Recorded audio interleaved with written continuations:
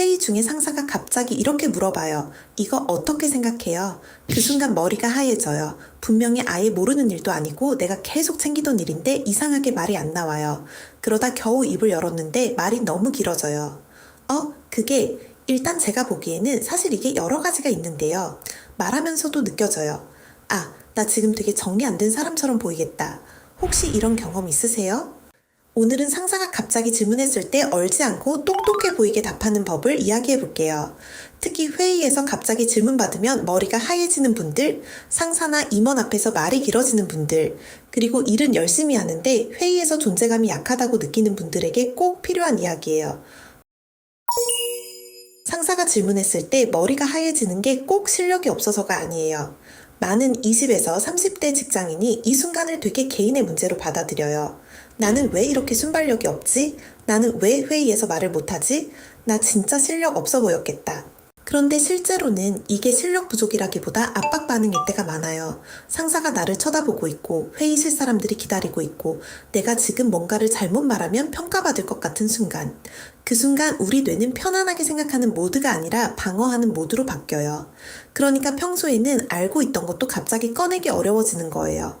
이걸 이해하는 게 중요해요. 왜냐하면 나는 말을 못해라고 생각하면 계속 위축되지만 나는 압박 상황에서 생각을 꺼내는 구조가 아직 없는 거야 라고 보면 해결할 수 있거든요. 오늘 필요한 건 말재주가 아니라 구조예요. 상사가 질문하면 많은 분들이 바로 답해야 한다고 생각해요. 질문이 오자마자 한 초 안에 뭔가를 말해야 할 것 같고, 침묵이 길어지면 무능해 보일 것 같고, 잘 모르겠습니다 라고 하면 끝나는 것 같죠? 그런데 오히려 똑똑해 보이는 사람들은 바로 대답하지 않아요. 먼저 질문을 정리해요. 예를 들어 상사가 이렇게 물었다고 해볼게요. 이 프로젝트 왜 이렇게 지연되고 있어요? 여기서 바로 이렇게 대답하면 위험해요. 그게 디자인 쪽에서 조금 늦어졌고요. 개발 쪽에서도 이슈가 있었고, 저희가 원래는 지난주까지 하려고 했는데 중간에 요청 사항이 바뀌면서 이렇게 말이 길어지기 시작하면 듣는 사람 입장에서는 핵심이 안 보여요. 방어하는 것처럼 들릴 수도 있어요. 이럴 때는 바로 대답하기 전에 상사 질문의 의도를 정리해야 해요. 보통 상사는 현재의 상황보다는 그 이유와 해결책이 궁금한 거예요. 지금 지연 원인과 앞으로 회복 가능한 일정이 궁금하신 거죠? 이 한 문장만 해도 분위기가 달라져요. 왜냐하면 내가 당황해서 아무 말이나 하는 사람이 아니라 질문의 핵심을 잡고 답하려는 사람처럼 보이기 때문이에요. 똑똑해 보이는 답변은 속도가 아니라 정리감에서 나와요. 우리가 상사 앞에서 말이 길어지는 이유는 보통 하나예요. 불안해서요. 내가 부족해 보일까봐, 빠뜨린 게 있을까봐, 오해받을까봐 모든 배경을 다 설명하려고 해요. 그런데 회사에서는 많이 말한다고 똑똑해 보이지 않아요. 오히려 필요한 만큼만 말하는 사람이 더 신뢰를 줘요. 특히 상사나 임원은 시간이 없어요. 그 사람들은 디테일을 몰라서 질문하는 게 아니라 판단할 수 있는 핵심을 알고 싶어서 질문하는 경우가 많아요.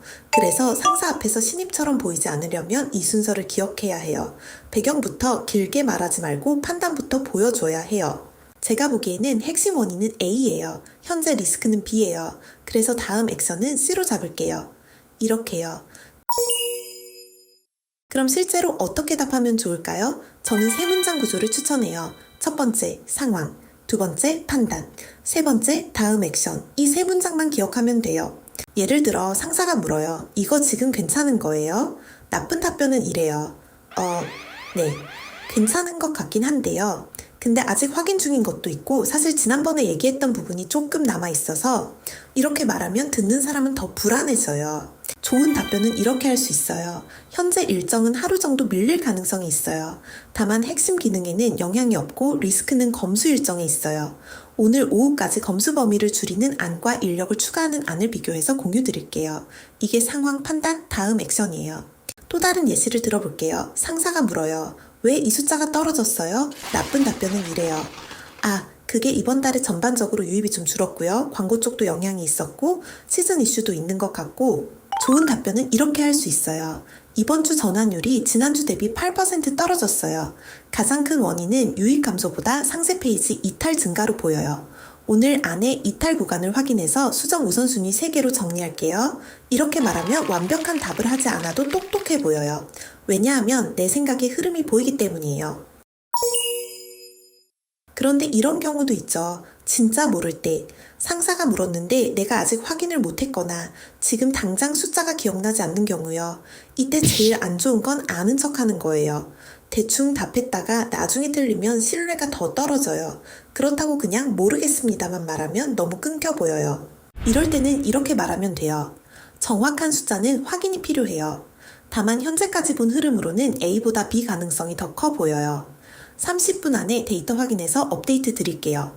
이 답변의 핵심은 이거예요. 모른다는 사실은 인정하되 판단의 방향과 다음 행동은 보여주는 것. 이게 정말 중요해요. 상사는 모든 걸 다 아는 사람을 원하는 게 아니라 모르는 상황에서도 일을 앞으로 굴릴 수 있는 사람을 신뢰해요. 상사 앞에서도 그렇지만 임원 앞에서는 특히 더 중요해요. 임원 앞에서 신입처럼 보이는 말투가 있어요. 배경부터 너무 길게 설명하는 거예요. 저희가 처음에는 이런 방향으로 하려고 했는데요. 중간에 이런 의견도 있었고 실무적으로는 이런 어려움이 있었고 물론 실무자 입장에서는 다 중요한 이야기예요. 그런데 임원은 보통 세 가지를 알고 싶어 합니다. 그래서 문제야. 아니야? 얼마나 큰 문제야? 그래서 뭘 할 건데? 그래서 임원 앞에서는 이렇게 말하는 것이 좋아요. 결론부터 말씀드리면 일정 리스크는 있지만 매출 영향은 제한적이에요. 가장 큰 변수는 외부 승인 일정이에요. 오늘 중으로 플랜 A와 플랜 B를 나눠서 의사결정 요청 드릴게요. 짧죠? 그런데 훨씬 더 어른스럽게 들려요. 임원 앞에서 말할 때는 내가 얼마나 고생했는지를 증명하려고 하기보다 상대가 판단할 수 있게 만들어줘야 돼요. 그게 신입처럼 보이지 않는 말하기예요. 그럼 실제 회의에서 바로 쓸 수 있는 문장을 몇 개 드릴게요.